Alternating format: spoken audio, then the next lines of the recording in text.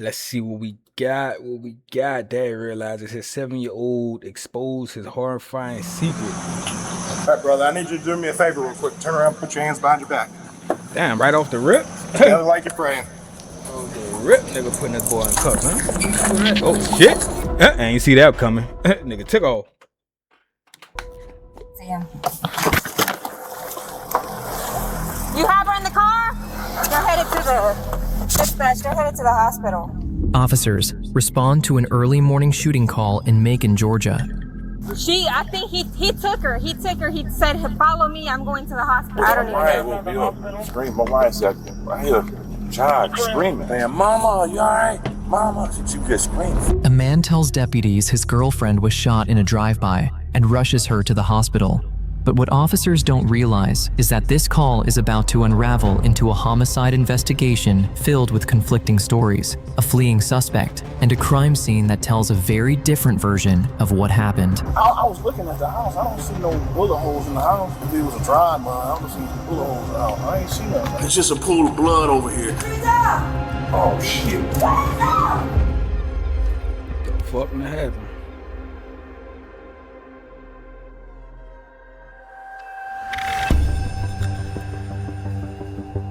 It's just after 5 a.m. in the morning on July 12th, when dispatchers in Macon, Georgia, begin receiving multiple emergency calls from the same neighborhood. Yes, ma'am. I have a person reported shot. 1971 Karen. Yes, ma'am. I have a person reported shot. 1971 Karen Drive. All right. Thank you, dear. Why dispatch it? All right, like that. Ain't ask no other questions or nothing, huh? Yeah, I hear a child screaming. I'm getting ready to go to work. It's 1972 Karen Drive. 1972, you hear a child screaming? 1971 Karen Drive. I seen a guy come out first cussing me, and I heard a child screaming, crying. I don't know what's going on. Okay. Did you hear any gunshots or anything? No. Okay. I see they getting on the street. Something going on. Okay, we'll get somebody to check it out, okay? Y'all get somebody here, please. Communications, how can I help you?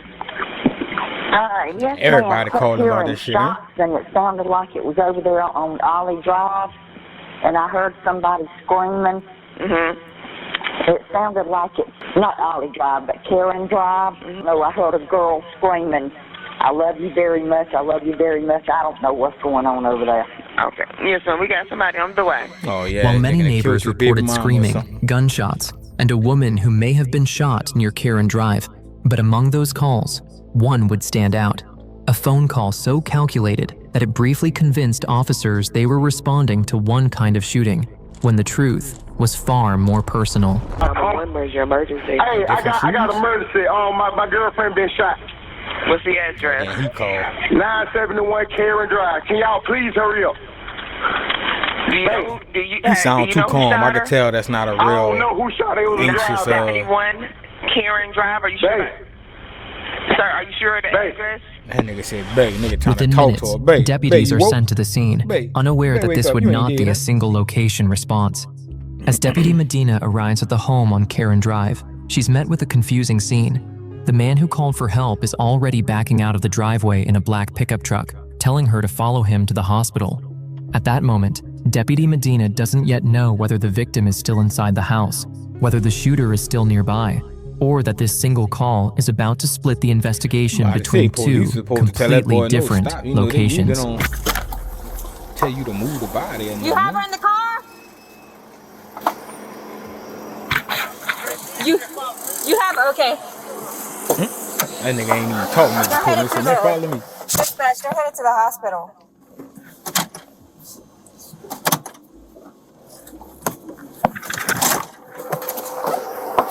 Who was that? One shot. Is she all right? There was a child screaming. Did he say that's the one shot? One shot. Is she all right? Or no, that's the one shot. There was a child screaming. That's what the child was screaming.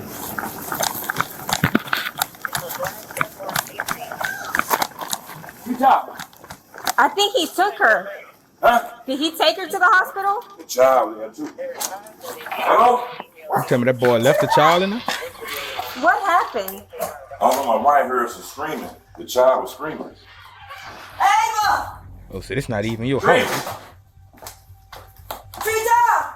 Oh, shit. Frida! Blow it. Don't Yeah. Stop. Hold on, y'all step out. Step out. Man. He must have shot. She out there? Hold on, let me go to the back. And if it is blood, y'all just stepping all in it. I heard him. I heard him run into the car and said, "Oh shit!" Oh my God! I know you stay next door, but where his house at? They look like the country, you know, all them houses be all like on one little lot. Somebody can, I'm staying here at the scene. If somebody can go down to the hospital, I don't know. I'm assuming he's going to the Coliseum. Just as Deputy Medina arrives, she sees the black pickup truck pulling away from the home, the driver telling her to follow him to the hospital. But before she can fully understand what's happening, a neighbor rushes toward the scene and into the house, worried there may be a little girl inside. He says he heard a child screaming moments earlier, making the call even more alarming because at first, it isn't clear whether the victim is an adult or a child. However, as Deputy Medina goes inside, they find a pool of blood. With all of this in mind, Deputy Medina radios to other officers that the man in the black pickup truck is heading to the hospital with the victim. But instead of leaving the scene, she stays at the home on Karen Drive, trying to make sense of what happened as another officer comes to the scene. Find out if he was the one who shot. It ain't gonna look like no intruders or nothing. I think he took her. He took her. He said, "Follow me. I'm going to the hospital." But he like darted out. I don't know. I was getting ready to go to work. I don't even know. woke me up, screaming. My wife said, "I hear a child screaming," and I said, "Then I cut the lights off." You live over there? Yeah, I live right there. So I heard the street. Child screaming. Damn, you could hear screaming from across the street. Nobody. I didn't. I checked. This is where the. But I seen. I didn't check on this side. If you wanna help me clear out. Walk that side and said. What nigga said? I didn't check on this side. If you wanna help me clear out. Oh, he probably took. I thought he said he. I mean, there's blood right here. You can see where. He put it in the truck. You see him put it in the truck? But I can guarantee that what he done. Cause I heard he in the truck. Tree top live here. I recently moved in with her. Okay. I know I seen a shell case right here. I didn't pick it up. Yeah, just leave. Okay, just leave every. Okay. All right.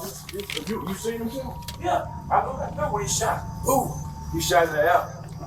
So he didn't. He didn't shoot her. Oh, I don't know what. I guarantee he probably shot. Don't tell me nigga shot in the air and the bullet came down. That's the worst thing.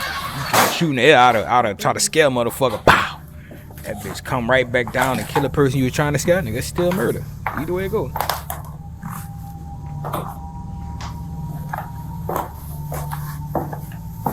Sheriff's office.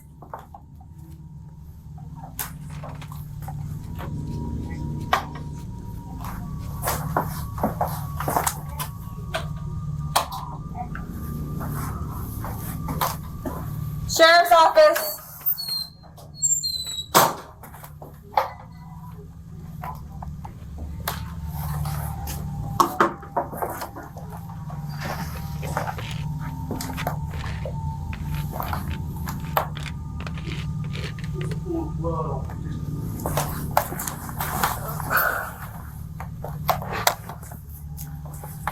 Is that somebody still in the house?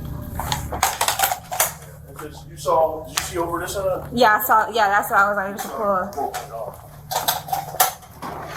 like. Do you? With little to go on at first besides the pool of blood inside the home, officers step back from the house and turn their attention to the people nearby. They begin questioning the neighbors, trying to understand what happened before the victim was rushed to the hospital. And that's when one neighbor reveals something that changes the direction of the entire investigation. I'm just gonna, if you could just. Yeah, come on, I need, just come on over here. So what you say you saw again? I seen him shoot in the air right here when my wife woke me up. They were arguing. Arguing with who? With her? Her boyfriend, yeah. This early in the morning or this late at night? Trying to hear a little girl when she was screaming. Like maybe because they were arguing. See, then my wife woke me up. Okay, so they was arguing out here. Then he came out. He trying to make sure he ain't, you know, nah, my wife woke me up. I ain't even hear my wife. Okay. My wife woke me up. She said, I hear that child screaming. See something going on. And I said, all right, let me take a look. So I cut the lights off. And I heard it too. So you looked, and then what did you see when you looked? I couldn't see that good, man, because I'm looking at the woman.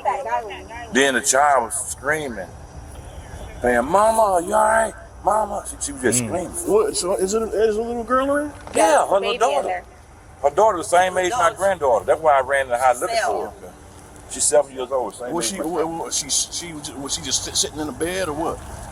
Pardon? The 7-year-old, I don't know why I thought it said 7-year-old I saw son, the but yeah. the little girl in the back seat of the truck. Oh, in the truck. Yeah. So she's not in the house. No. He's bed outside. I want to say the police shouldn't have let him leave. While but damn. officers only have the account of one They would've couple just who been claims holding to have shit up. witnessed what happened, they don't know yet how important that statement will become. For now, the 2 officers at the scene have to secure the home, tape off the area, and wait for additional units and investigators to arrive. At this point, all they really know is that someone has been shot, and that the people directly involved have already made their way to the hospital. But at the hospital, a very different story is beginning to take shape.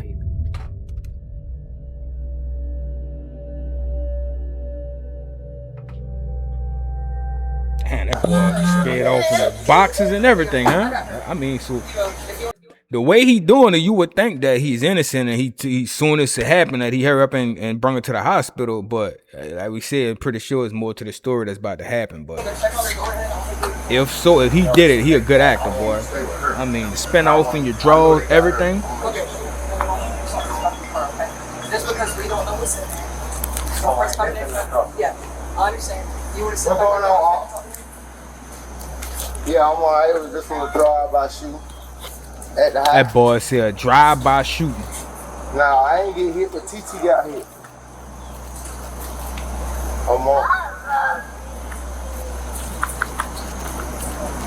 Nigga said a drive-by shooting and the neighbors already in the said the nigga saw you shoot in the air, all type of shit. Now, as officers at the hospital attend to the man identified as Leonard Holmes, they hear him saying over the phone that they were caught in a drive-by, meaning someone in a vehicle had driven past and opened fire. But what the officers at the hospital don't know yet is that this version of events is already beginning to contradict what witnesses back at the scene are telling Deputy Medina. At that moment, neither Holmes nor the officers at the hospital fully understand what deputies on Karen Drive are starting to uncover. The evidence at the house and the statements from neighbors are pointing to something very different from a random drive-by shooting. However, for now, they maintain their focus on Leonard. What? Let me get her info. What's the victim? What happened? Or what's her last name? Tanisha Thomas.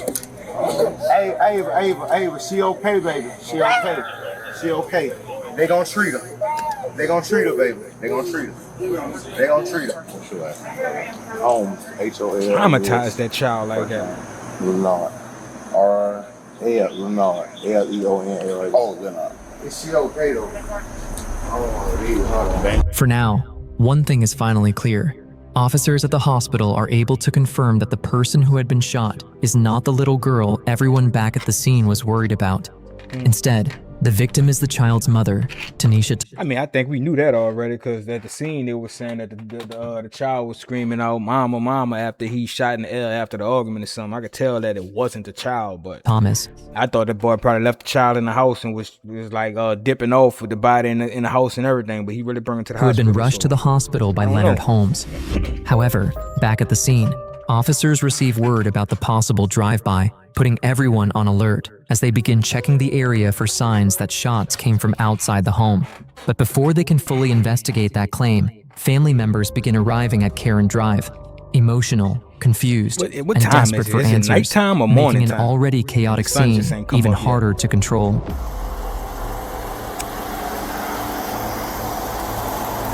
Hey. Man, they shot my baby, man.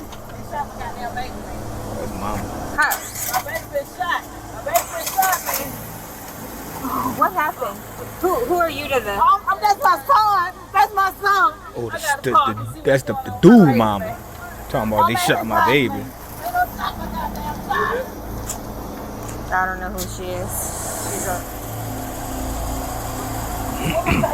Okay, who are you? And then I'm the mother. My son is Lenore home. Where is he? Who's your son? Heavy. Lenore home. Yes.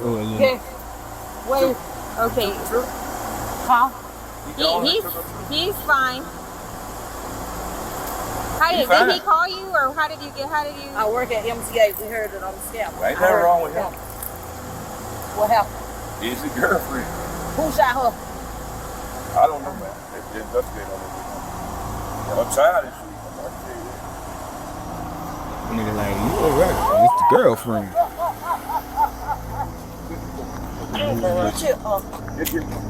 What happened?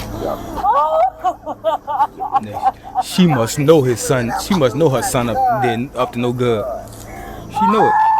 Did you hear it? Yeah, I heard it. What happened? Can you come over here and tell me what happened? What did you hear? I heard a pow, pow. Then a pow. Then a pow. So and it sounded like 3 it was pows. right in my back door, in my window. 3 pows, huh? Okay. I heard it just a plane, and then I told my husband, now who in the world is this out here shooting this time of morning? I said, baby, it sound like it's in our backyard. Yeah, it's close. I said, it's very close. So you heard about what? 4 shots? Mm-hmm. Did you hear anything else other than the shots? Nothing other than the shots.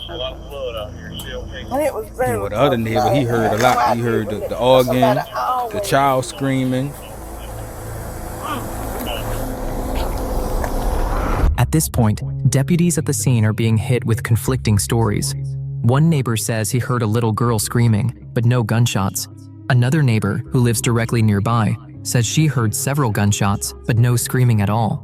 Meanwhile, at the hospital, Leonard Holmes is telling officers that he and Tanisha were victims of a drive-by shooting. With so many different versions coming in at once, deputies have no choice but to turn back to the house itself.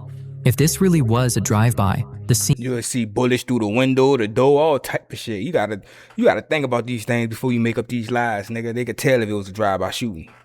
You would have done better saying somebody came in the house and did it. Scene should show it. With a mask Bullet on or holes, something. shell impacts, or some sign that shots came from outside. Right. But as officers begin assessing the home, the case is about to become even more complicated. Then you could tell where the blood was at in the house. Like she got shot way in the room in the back.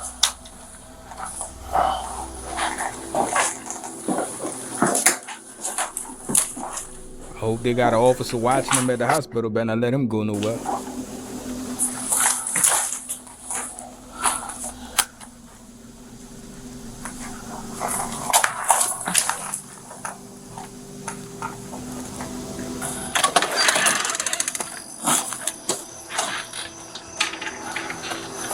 It's just a pool of blood over here.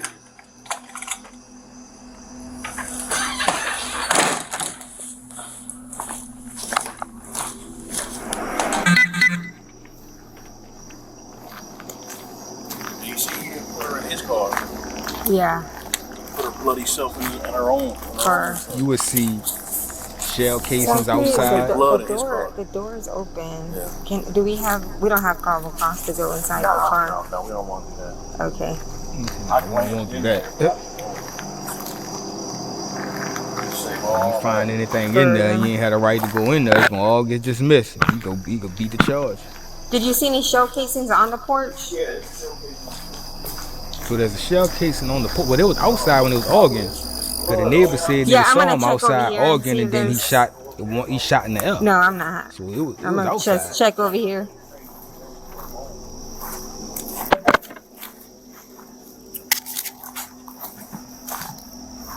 Well, it's forensic team. Y'all regular cops. We need forensics. We need the fingerprinting people. As the 2 officers searched the property, the scene began to tell a very different story.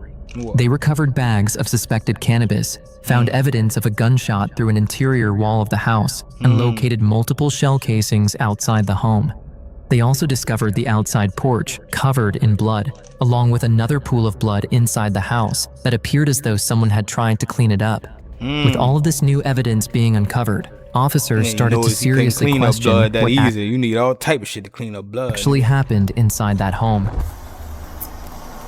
Yeah, I was looking at the house. I don't see no bullet holes in the house. Where he said if it was a dry mine, I don't see some bullet holes in the house. I ain't seen none in the house. Yeah. Go ahead. And I see that there was like. Yeah. Yes. Why? So why did you ask me if it was something on the porch? What do you know then? What you know? The guy that was driving the truck said he was out there and it was a drive-by. A vehicle drove by and shot. So if there's shell cases on the front porch, that would mean that it wasn't a drive-by. Right. Yeah. The drive-by would shell cases are on the side. The shell casings would have been in the street. Side, like no, they got a screened in porch. It's a shell, and there's also a shell casing in the driveway too. Where the neighbor stated that he shot up in the air. See, but that don't make. I mean, why is it? Well, if he shot her in there, why would he come out and shoot up in the air? It's to make it look like. Maybe he shot in the air outside first, then they went inside all again. Just make it seem like it was a drive-by. All right. So y'all got him. I mean, he was going on, right? Something watching. Hey, where was she shot? Where was she shot? I can't even tell you where she was shot yet. I wasn't up here. They already rushed her in, so. Okay. I'll go back and I'll get it. So that's all he's saying. It was a drive-by. Yep. Yeah. Can you go back there and see where she was shot at? Yeah. And ask him where were they? Did he see anybody, and where were they? As officers back at the scene slowly begin uncovering evidence that challenges the drive-by story, Leonard is still at the hospital, acting as if deputies believe his version of events. And to make that story seem even more and if they did believe him at that moment, nigga, it's only so long before they go see the evidence and everything, put it together, and then it was a wrap. What you think? Believable. He has think one gonna thing believe working forever in his and just say, fuck it, we ain't even gonna investigate? The fuck? Tanisha really had been shot, and he was the one who rushed her to the hospital. At first glance, that could make him look like a victim trying to save her life, but officers would soon find out the truth. But before we continue, if you're someone who spends a lot of time on your phone, download the app. You'll get knew what was up. We need to move it? No, you can't move it. Okay. All right, so tell me from the beginning what was going on when everything went down. It's just when I got home, I heard some shooting. Me and my girl was standing on the porch, and some shooting occurred. He trying to think of it. We was on the porch, and nah, nigga, you should have been thought of that. Soon while you was in the car, bringing it to the hospital. Hit, and I called y'all. Any idea who? I wouldn't have no idea who it was. So what exactly transpired after the shooting? We told her to call the police. But I had to run to get the phone and call y'all and let them know so it was going on. I ain't know what she was shot at. Nigga said the daughter gonna tell it all. I can't wait to hear. I ain't know what she was She shot look like at, she ready to tell it right now. Like, nah, officer, he lying. He did it. It look like she ready. No. She was at home. Oh, she with you at the club? No. She was at home. Oh, she was already at home. Okay. Yeah, she was already at home. Me and Jose went out there to smoke. And that bullshit occurred. All right, what kind of vehicle description was it? I couldn't even tell you. You know, we ain't paying attention to calls that late at night. We should be paying attention to calls. We had heard the shooting, so we ducking. I mean, she said, "Bay on hit." I said, "Oh, you hit?" I call y'all. I seen blood. That don't even sound right, my nigga. It's okay. She gonna be alright. That's what she. Y'all outside smoking. You heard shootings and y'all, nah, nigga, you hear shooting, go your ass inside.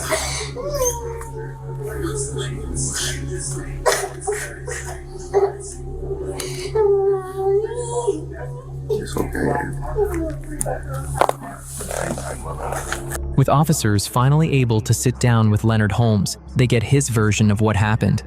According to Leonard, he had just come home from the club when he and Tanisha stepped out onto the side porch to smoke. Then, without warning, he says gunfire erupted from outside the home. Moments later, it's a good ass edit though. Well, how he edited this bitch is a fire for the Tanisha video. told him she had been shot.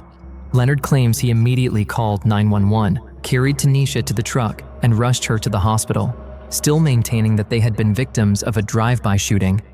To make his story... Nah, but you ain't drive off until the police came, so I'm pretty sure that's like 5-10 minutes later after she been shot, and then you try to clean the blood up and come up with a story, and then you pull off once the police made it though. Even more believable, Leonard also involved Tanisha's 7-year-old daughter, presenting himself as the man who protected the child, called for help, and rushed her mother to the hospital.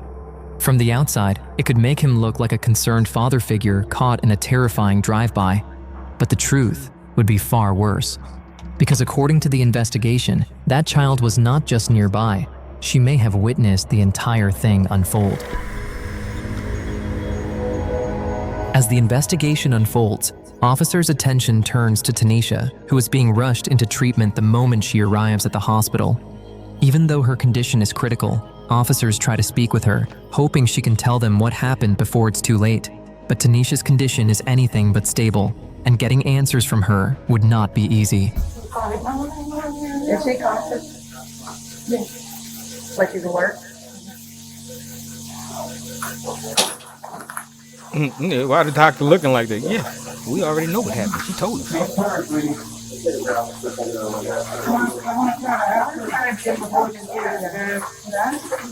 Oh, I don't know why I thought she died.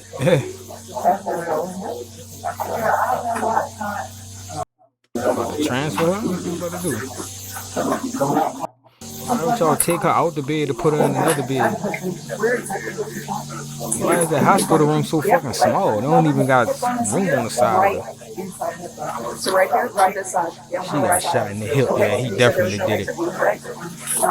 Then the crazy part, if he knows she's still alive and was gonna survive, then you should know that you gonna go down for this, nigga. You know, ain't no what you was in the call telling her, look, babe, we gonna say it's a drive-by shooting, babe. We gonna you just gotta go with it, babe. Like, straight at an angle. Were you able to tell?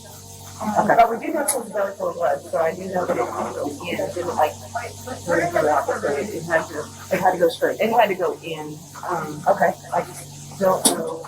Into the attic, so it didn't go down that way.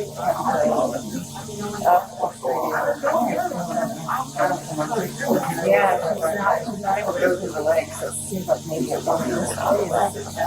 Okay. We claim that's what him sorry.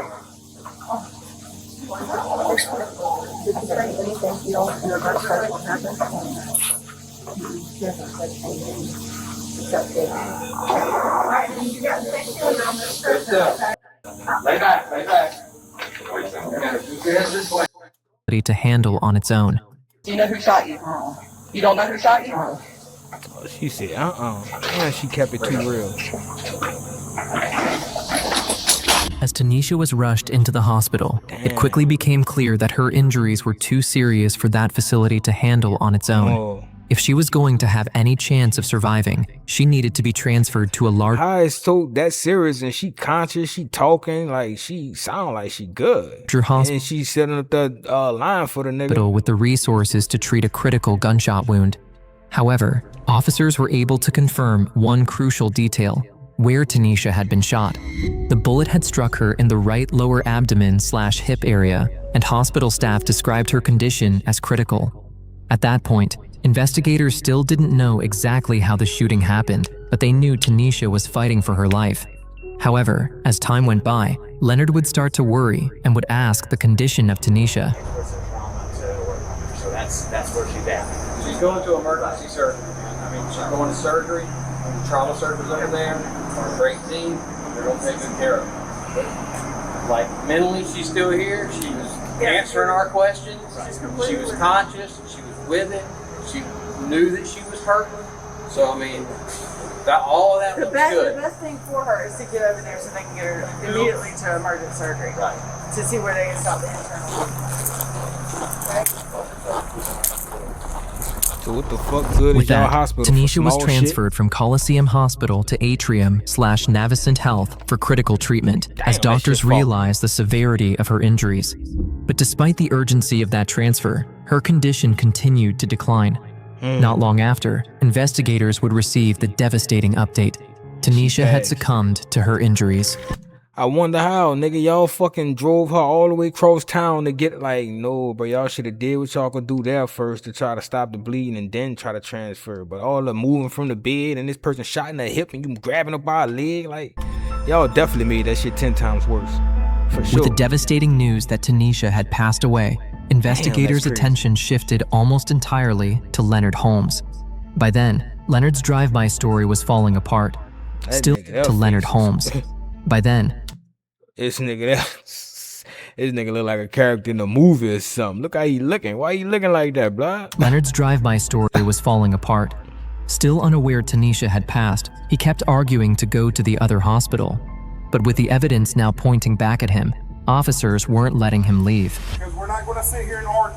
What am I waiting for? You're doing perfectly fine. I will explain that as soon as you leave. This my uncle. I got that. I got that. I got to know what the emergency is because I'm taking care of the kids. Yeah. I understand that. His wife's been shot because she's going to the other hospital. Okay, we understand that. All right, so what do we not understand? Why he can't go just yet? Yeah. Because he's got to speak to an that investigator. 7-year-old Can the investigator somebody ride with him? gonna remember this shit forever. Not only is she gonna know that her mama dead, she gonna be knowing what happened. She gonna be like, damn, that's crazy. So we gotta wait till the investigator get here and he can't leave? They got to come here and look at your vehicle and look at leave the vehicle, take my car. Okay, say less. I'll do that. Brother, you leave, it's going to be in handcuffs. I don't know how else to explain it. All you got to do is hold tight just a few minutes. Where your investigator? Down the way. How far away? Let me go. Let me go.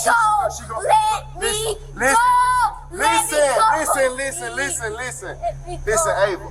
She getting in the other. She look. She getting in the alley. Okay, let me go. No, we finna follow her. We finna follow her. Okay? Can you calm down for me? No. Calm down. Please calm down. Calm down. Let the girl go. Let me go. We finna follow her. I can't. Let me go. Please let me go. Please let me go. Let me see my mommy. I know you want to see her. Hold on 1 minute, baby. Damn, that shit hard to watch, bro. She can't go nowhere yet. You wonder she just gonna bust out, you did this. As more of Leonard's family arrived at the hospital, his uncle took 7-year-old Ava with him, leaving Leonard behind with officers as the investigation continued to close in around him. 7-year-old gonna do it if he took her. Hours passed, with no investigators arriving at the hospital, leaving Leonard waiting under the watch of officers. But then, one officer receives a call that changes everything. Hey, Fields. We're going at 10:26. Uncle probably called and said that the daughter said such and such. All right, brother, I need you to do me a favor real quick. Turn around and put your hands behind your back. Together like you're praying. Hey, he put already this on your car. He know what's up.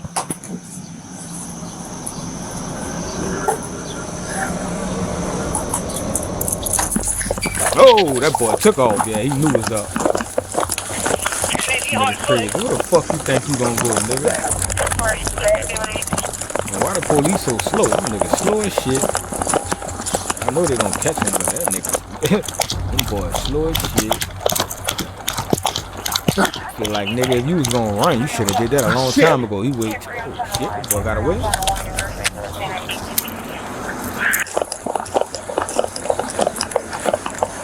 Hey, I can't jump that fence. Let me go grab my radio. Keep it on automatic. Just going Trash ass police head boy. See, man, I can't jump that fence. You What was already supposed to couldn't be run. a simple detention quickly turned into a full manhunt. The moment officers moved in, Leonard ran, sending every unit in the area into a search to find the man who was now at the center of the... That police who said I can't jump that fence, that boy either need to get fired or he needs some more training. Cause he nowhere in the world, nigga, out of breath like that. You can't jump the fence. You let him go. Y'all wasn't detaining him the right way. Like investigation. It's over for you. I'm talking about the police. With Leonard running Goofy, barefoot, boy. Y'all wearing need to nothing fight. but red boxers Sure. and a hospital gown, officers likely thought he would be easy to spot. But as the search spread through nearby streets, yards, and wooded areas, they would quickly learn that finding him would be much harder than anyone expected. I ain't never seen a nigga get away that easy. Nigga took off in a fucking blanket, naked in a blanket, no shoes, no nothing, burnt them. Alright. Go check this house. Crazy. Yeah. You got your taser? I got mine. Hold on. Let me just double check this place right here.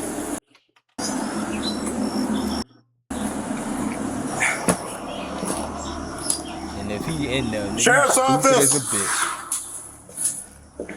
Yes, sir. Who's in here? Me. You the only one in here? Yes, sir. It's the homeless man in that bitch like, nigga, what? Once you want to hold myself and once you can out of that unit, that's fine.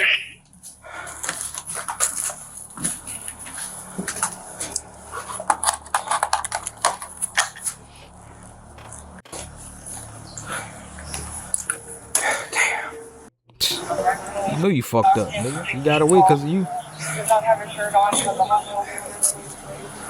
Oh, she wouldn't have been able to catch him No either. shoes.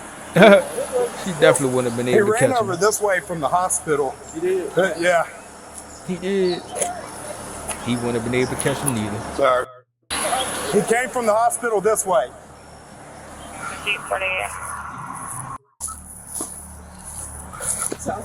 Probably did. He probably did. Or his uncle who had took the daughter, nigga said he think he came and picked him up. He had a phone on him, you called him, he running and called him, come pick me up. Huh? But I think the uncle the one who called the police and must have said what the daughter had said or some shit like that. 754 suspect? Yeah, he's just wearing red undies. Maybe a gown. Hours passed, with still no sign of Leonard. Then, a new tip came in, leading officers to check a nearby house where someone matching his description. Oh man, hours later you get caught, nigga. After hours, you supposed to be out of there. Had reportedly been seen.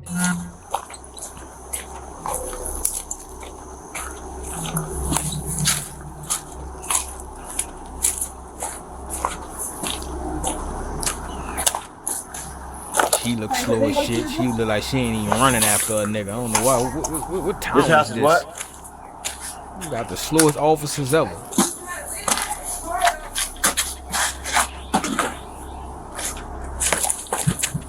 Nigga, why is she staying back? Why is you not up there to help? I live there.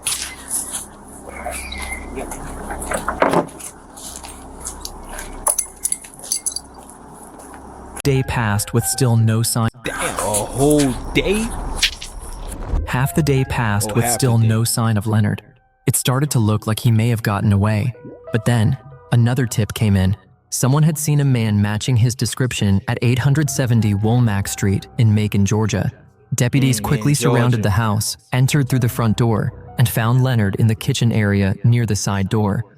They found Leonard in a completely different outfit, making it look as though he was preparing to disappear, possibly to leave town before officers could catch up to him. However, once caught, it would take long for Leonard to come clean. Leonard I would thought later they said the 7-year-old admit that he and Tanisha had not spoken for about 2 days. According to him, he came home from the club, saw text messages on her phone, and the two began arguing. But Leonard would also admit that his original story about a drive-by shooting was a lie. He claims that during the argument, Tanisha had a gun, so he went outside to his vehicle, grabbed his own firearm, and fired shots into the air. Moments later, he said he heard another shot, and then heard Tanisha say she had been hit. But Ava's statement was far more direct. What she The said? 7-year-old said she woke up to her mother and Leonard arguing, followed them toward the porch, and saw Leonard go to his car before he started shooting. According to her statement, she repeatedly told investigators, "He killed my mama." Damn, see, we ain't hear all that. Why they ain't show all that on camera? Nigga said she repeatedly said that, cause I'm sure the way she was like, man, get off me. I'm like. In the end, Leonard Holmes would pleadly told investigators he killed my mama. How come we ain't see that? In the end, Leonard Holmes would plead guilty to voluntary manslaughter, aggravated assault, and possession of a firearm during the commission of a felony. He was sentenced to 45 years total, with the first 20 years to be served in prison through the Department of Corrections. Crazy. He entered that guilty plea on December 1st, 2025. Once again, we have a Patreon with... Then she died, bro. I see if she would have just got shot, you probably wouldn't even got that much time, but she died. Now you left your child with no parents, and she gonna remember that shit for the rest of her life.